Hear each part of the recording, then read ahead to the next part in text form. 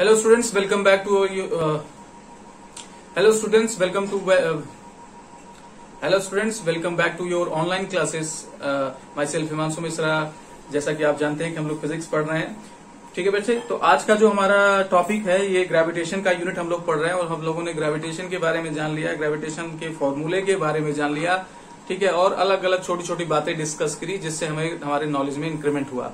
आज हम लोग चलते हैं और बात करते हैं बहुत बड़े इंपॉर्टेंट लॉ की तरफ. पहले तो ये ग्रेविटेशन का यूनिट है, इसका हमें ध्यान देना है. ठीक है, तो आज का जो टॉपिक है वो बहुत इंपॉर्टेंट है इस उद्देश्य से क्योंकि हमारा इससे बहुत कुछ और फंडा क्लियर होगा. Kepler's law of planetary motion. Planetary motion.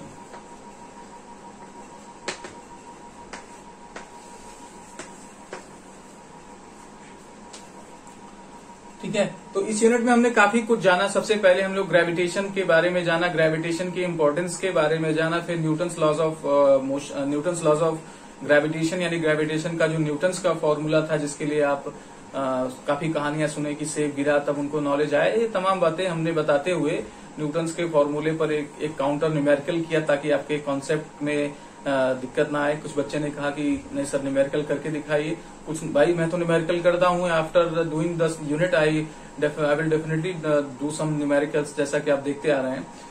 फिर उसके बाद हम लोगों ने बात किया कि छोटे छोटे केसेस के छोटे ऑब्जेक्ट्स में ग्रेविटेशनल फोर्स क्या प्रभावशाली है या बड़े ऑब्जेक्ट्स में ग्रेविटेशनल प्रभावशाली है.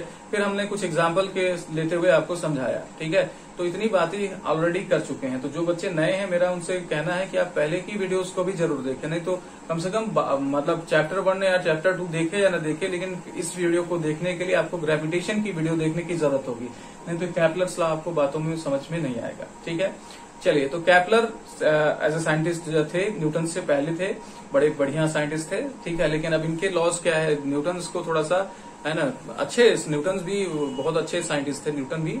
लेकिन अब क्या होता है ना कि किसी किसी का प्रोजेक्शन बहुत आ जाता है और किसी किसी का प्रोजेक्शन कम आता है. तो केपलर्स को उतना लोग जानते नहीं. आप भी पहली बार सुन रहे होंगे कि केपलर भी कोई साइंटिस्ट थे, लेकिन केपलर का भी अपना इंपॉर्टेंस है, जरा समझते हैं.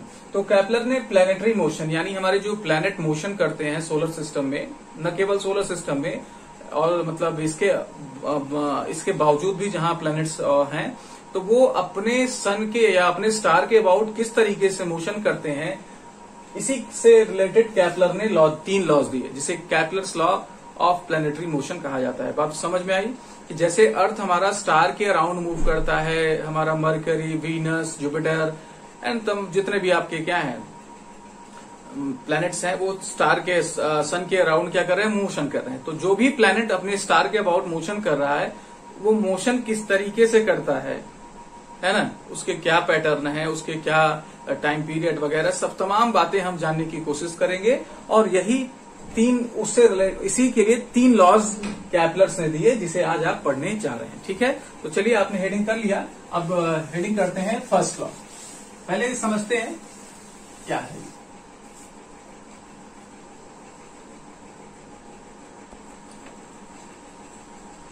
थोड़ा सा फ्रेम सही नहीं है, आई थिंक अब सही होगा.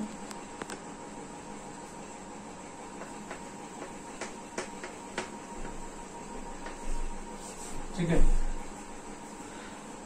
बेटे, अब आप जानते होंगे, आप हिस्ट्री पढ़ रहे होंगे कि बहुत सारे लोग जानते ही नहीं थे कि सन जो है वो अपने एक्सिस, सन स्थिर है और उसके चारों तरफ अर्थ क्या होता है, रोटेट करता है. बहुत सारी पहले कहानियां थी कि नहीं सन हमारे पृथ्वी के चारों तरफ चक्कर लगाता है. तो पहले तो इतनी बड़ी ब्लंडर्स थे और जिसने पहली बार बताया कि नहीं ऐसा नहीं है, हमारा सन स्थिर है और प्लैनेट चारों तरफ उसके मूव करता है, तो उसको फांसी दे दी गई. मुझे नाम याद नहीं, लेकिन ऐसी कहानियां सुनने को मिलती है, हिस्ट्री में आपको मिलेंगी. मतलब इतनी बड़ी ब्लंडर्स थी और किसी ने बताने की कोशिश की गई तो उसे फांसी की सजा दे दी गई. ऐसे में जब क्या होता है कि टाइम बाय टाइम लोग बताते आते हैं हाँ ठीक है, फिर उसके बाद है ना जब माइक्रोस्कोप टेलीस्कोप के आविष्कार हुए तब समझ में आया कि नहीं यार सही बात बताया था उन्होंने. ठीक है, तो ऐसे में फिर बात ये आई कि ठीक है मूव तो कर रहा है, लेकिन कैसे मूव कर रहा है, सर्कुलर ऑर्बिट में मूव कर रहा है. तो सर्कल में जब मूव करेगा तो आप बेटे बताओ कि सारी रेडियस क्या होंगी, सेम होंगे कि नहीं. तो अगर अर्थ की बात करें, भाई हम अर्थ पे रहते हैं तो अर्थ की बात करेंगे, तो अर्थ अगर सन से सेम दूरी पर हमेशा बना हुआ है, अब ठीक है, लोगों ने मान लिया कि अर्थ जो है वो सन के चारों तरफ चक्कर काट रहा है, लेकिन अगर ये क्या है, सर्कुलर ऑर्बिट में मूव कर रहा है माय डियर स्टूडेंट्स, तो आप फील करके बताओ, आप सोच के बताओ कि ये सारी दूरियां क्या हैं, सेम है कि नहीं, हर एक पॉइंट पर सेम है कि नहीं। तो ऐसे में परफेक्ट सर्कल नहीं बन रहा, लेकिन अगर सर्कल इसे मानते हैं तो ऐसे में जो हमारा क्या है, मौसम का बदलाव, ठंडी गर्मी क्या हो सकता है, नहीं हो सकता, क्योंकि जितनी दूरी यहां से है उतनी दूरी यहां से, उतनी दूरी यहां से, उतनी दूरी यहां से, जब समान दूरियों पर हैं तो सूर्य से आने वाली प्रकाश की किरणें हर मौसम हर समय सेम आएंगी, तो मौसम में बदलाव क्यों होगा। इसका ये मतलब है कि नहीं, ऐसे नहीं होगा, हो सकता है। इसका कारण एक दूसरा मतलब तुरंत समझ जाना चाहिए कि ठंडी के दिनों में सूरज बहुत दूर होता है हमसे, और गर्मी के दिनों में ठंडी सूरज हमसे बहुत नजदीक होता है। तो ये कैसे पॉसिबल है, ये पॉसिबल है एक दूसरे तरीके के मोशन में, ठीक है। तो सर्कल को अगर आप देखिए, कोई अगर आपके पास क्या है, टायर है, इस सपोज करिए टायर, इसको यहां से पकड़ के, इसको यहां से पकड़ के थोड़ा सा स्ट्रेच करें, थोड़ा सा, बहुत ज्यादा नहीं, तो ये कुछ इस तरीके से शेप एक्वायर करेगा कि नहीं। तो इसको ये आपका सर्कल है, और ये आपका नया शेप बना, मैथमेटिक्स में इसे आप पढ़ेंगे क्लास 12 में, जिसे बोलते हैं इलिप्स। क्या बोलते हैं, इलिप्स। या आप क्लास जब ज्योग्राफी पढ़ते हैं इसे ओवल शेप बोलते हैं, है ना। तो मैथमेटिकली आप समझिए कि इसको इलिप्स बोलते हैं। क्या बोलते हैं, इलिप्स बोलते हैं बेटे, ठीक है। तो अब अगर यहां पर देखिए सन हमारा हो, जैसे ये सन है, ये हमारा अर्थ है, तो आप देखिए जब ये कंडीशन देखिए और ये कंडीशन देखिए कि अर्थ यहां पर है, तो इस कंडीशन में अर्थ बहुत नजदीक है और इस कंडीशन में अर्थ बहुत क्या है, दूर है। तो ऐसे में बेटे आप देख सकते हैं कि जब बहुत नजदीक होगा तो गर्मी के दिन होंगे, और जब बहुत दूर होगा तो क्या होगा, आपके सर्दी के दिन यानी ठंडी के दिन होंगे। तो अब इसे आप कंक्लूड कर सकते हैं कि हमारा जो प्लैनेट है वो सर्कुलर ऑर्बिट में न मूव कर, यानी सर्कुलर पाथ में न मूव करके किसमें मूव करता है, इलिप्टिकल पाथ में मूव करता है। जैसा कि आपने पूरा डिमॉन्स्ट्रेशन समझा, अगर कोई दिक्कत होगी तो बताना, ठीक है। तो पहला लॉ केप्लर्स ने यही कहा कि हमारा जो प्लैनेट है या जो प्लैनेट होते हैं वो अपने स्टार के अराउंड, अपने सन के, जैसे हमारा स्टार सन है तो सन के अराउंड वो क्या करेंगे, इलिप्टिकल पाथ में मूव करेंगे। किस पाथ में मूव करेंगे, इलिप्टिकल पाथ में मूव करेंगे, ठीक है। तो ये पहला आपका लॉ है, फर्स्ट लॉ।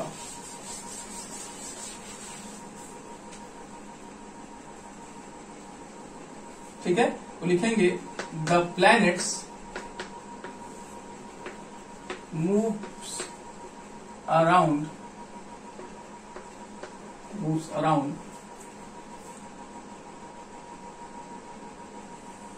एक ही आर होना चाहिए, अराउंड, सही है, अराउंड द सन, ठीक है। यहां हम लोग सन लिख रहे हैं, लेकिन अगर आप किसी भी प्लैनेट सिस्टम के लिए बात कर रहे हैं तो वो स्टार हो जाएगा, मतलब वहां का स्टार हो जाएगा, ठीक है। Around the sun in elliptical path, या ऑर्बिट भी बोले, और ऑर्बिट, ठीक है। यही फर्स्ट लॉ है बेटे। अब चूंकि ये ऑर्बिट के बारे में इंफॉर्मेशन देता है, ये हमें बताता है कि हमारा प्लेनेट किस तरीके के ऑर्बिट में मूव करेगा, इसलिए इसे लॉ ऑफ ऑर्बिट भी बोलते हैं, ठीक है। तो first law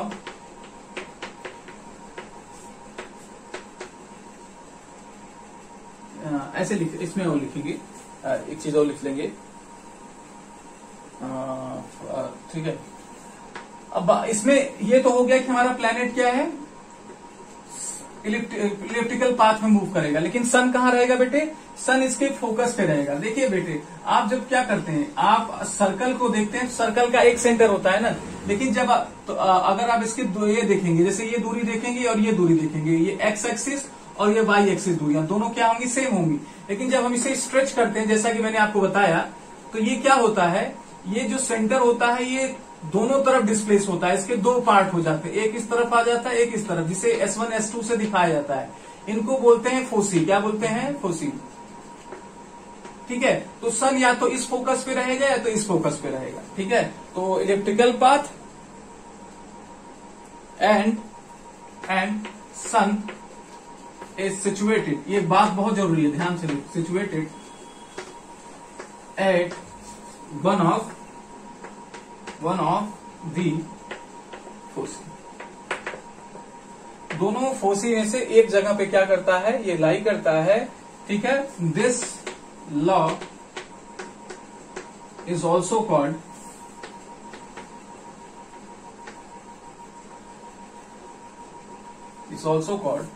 law of orbit.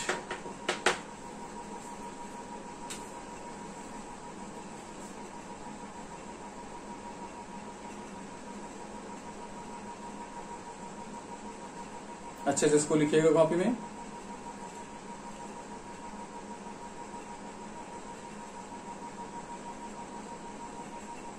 ठीक है, चलिए आगे चलते हैं।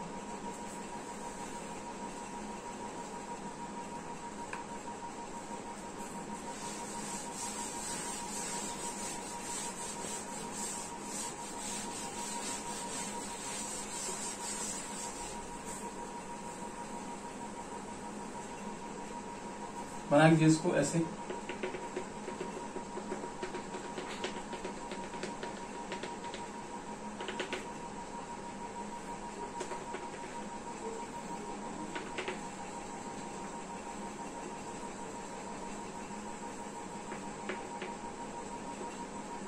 ये प्लेनेट कोई भी प्लेनेट हो सकता है।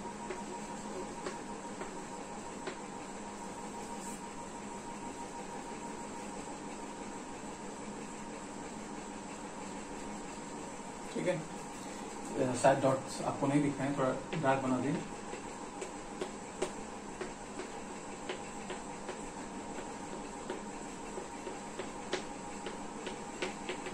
ठीक है, यहाँ पे क्या हो जाएंगे, इलिप्टिकल ऑर्बिट,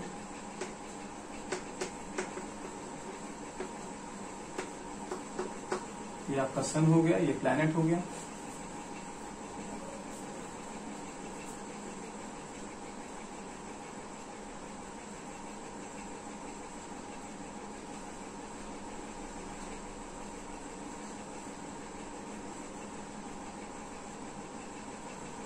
ठीक है, इसको बनाइएगा अच्छे से। चलिए, तो पहला लॉ हम लोगों ने जाना कि हमारा क्या होता है, प्लैनेट सर्कुलर पाथ में मूव कर करके इलेक्ट्रिकल पाथ में मूव करता है अपने स्टार के अराउंड, है ना। और स्टार जो होता है वो इलेक्ट्रिकल पाथ के एक फोकस पर बिलोंग करता है। ठीक है, चलिए दूसरा लॉ जानते हैं, second law, Kepler's second law, ऐसे लिख लेते हैं। उसके पहले हम लोग को थोड़ी सी बेसिक बातें जाननी होगी, तब ये हमें समझ में आएगा। ठीक है, देखिए बेटे, हमने जैसा कहा कि हमारा सन क्या है, इलिप्टिकल सन हमारा सिचुएटेड होता है फोकस पे, और हमारा जो प्लैनेट होता है वो इलिप्टिकल पाथ में क्या करता है, मूव करता है। ये बात समझ में आई। तो सपोज करो ये जो प्लैनेट है यहाँ पर है और ये इनको मिलाने वाली लाइन है। तो जब प्लैनेट यहाँ पर आया तो ये लाइन कहाँ पहुंच गई, यहाँ। तो प्लैनेट जब यहाँ से आया तो ये लाइन क्या की, कुछ एरिया कवर की। कितना एरिया कवर करेगी, नहीं। ठीक है, तो अगर हम जैसे हम लोग क्या लिखते हैं कि डिस्टेंस अपॉन टाइम, तो ये क्या होता है, ये आपकी होती है स्पीड। क्या होती है, स्पीड। लेकिन अगर इस लाइन की बात करें बेटा, तो ये लाइन यहां से यहां आने में कुछ एरिया कवर कर रहा है। तो अगर इसी तरीके से हम एरिया जो कवर किया है, ये एरिया जो आपको शेडेड एरिया दिखाई दे रहा है बोर्ड पे, अगर इसे हम गिवन टाइम, दैट मीन्स यहां से यहां जाने के टाइम से डिवाइड कर दें, तो ये अब आपको एरियल वेलोसिटी देगी। क्योंकि यहाँ पर डिस्टेंस नहीं कवर हो रहा है, यहाँ पे ये लाइन क्या कर रही है, एरिया कवर कर रही है। ठीक है बेटे, तो ये यहां से यहां तक गई। दूसरे कंडीशन में आप समझो कि जब ये प्लैनेट यहां था और ये यहां आ गया, तो इसने भी क्या की, कुछ यहां पे भी एरिया कवर करी ना, सेम प्लैनेट। तो यहां की एरियल वेलोसिटी है ना, एरिया अपॉन टाइम। समझ में आया कि नहीं। तो सेकेंड लॉ क्या कहता है, सेकेंड लॉ ये कहता है कि जब आपका प्लैनेट प्लैनेटरी मोशन करता है तो इसकी एरियल वेलोसिटी क्या होती है, कांस्टेंट होती है।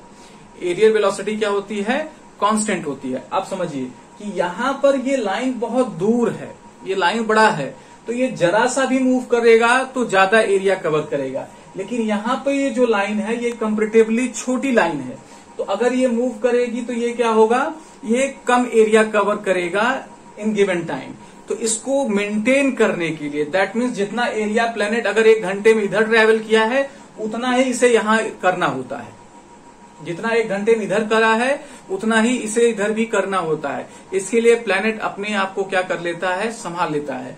जब वो दूर होता है तब तो थोड़ा सा स्लोअर मूव करता है, जब स्लोअर मूव करेगा तो ऑब्वियस ये लाइन क्या होगी, धीरे मूव करेगी, कम एरिया कवर होगा। और यहां पर जब होती है तो थोड़ी सी ज्यादा तेजी से मूव करती है, तो इससे क्या होता है कि थोड़ा तेज से करने पर ये लाइन तेजी से क्या होगा, आगे बढ़ेगा और ज्यादा एरिया कवर करेगा। तो इस तरीके से क्या होता है, एरियल वेलोसिटी मेंटेन करता है हमारा second law of Kepler's law के अकॉर्डिंग। ठीक है बच्चों, इस पे मैं छोड़ रहा हूं, इसको अच्छे से एनालाइज करके बताना मुझे कि सर आया नहीं समझ में आया, क्योंकि ये टफ था। पहला लॉ इजी था इसलिए कोई दिक्कत नहीं, दूसरा लॉ टफ है, इसको अच्छे से कम 2 बार इसको देखना बेटे, और अगर दिक्कत होगी तो अब बताना, तब मैं इसका सॉल्यूशन आपको नेक्स्ट वीडियो में फिर से इसे एक्सप्लेन करने की कोशिश करूंगा। इसीलिए मैं इसको छोड़ रहा हूं, क्योंकि अगर ये समझ में आ जाएगा तो फिर तीसरा भी आसानी से समझ में आ जाएगा। ठीक है बच्चों, तो उम्मीद करता हूं कि आप इस वीडियो को पूरा देख लेंगे और 2 बार देख लेंगे इस पोर्शन को कम से कम। अगर समस्या होगी तो प्लीज आप कमेंट सेक्शन में बताइएगा किस लॉ को आप समझ नहीं पाए, तो उसको मैं फिर से एक्सप्लेन करने की कोशिश करूंगा। और आप प्रॉपर नोट्स बनाइए, घर पे रह के पढ़ाई करिए, टेस्ट होने वाला है। कोई दिक्कत हो, कोई क्वेश्चन नहीं समझ में आ रहा तो प्लीज उसे आप मुझे सेंड कर दीजिए, मैं आपका क्वेश्चन सॉल्व करके दूंगा। ठीक है, लेकिन अब आप पढ़ाई करें, और कोई दिक्कत हो तो उसके लिए हम अवेलेबल हैं, बेझिझक एनी टाइम आप क्या कर सकते हैं, मैसेज कर सकते हैं। हाँ, लेकिन अगर मैसेज करने के बाद आप सोचें कि इंस्टेंट रिप्लाई, तो थोड़ा मुश्किल होता है कि मैं कहाँ हूं, कैसे हूं, लेकिन आपका रिप्लाई जरूर मिलेगा। ठीक है बच्चों, चलिए आज के लिए इतना ही। Thank you very much.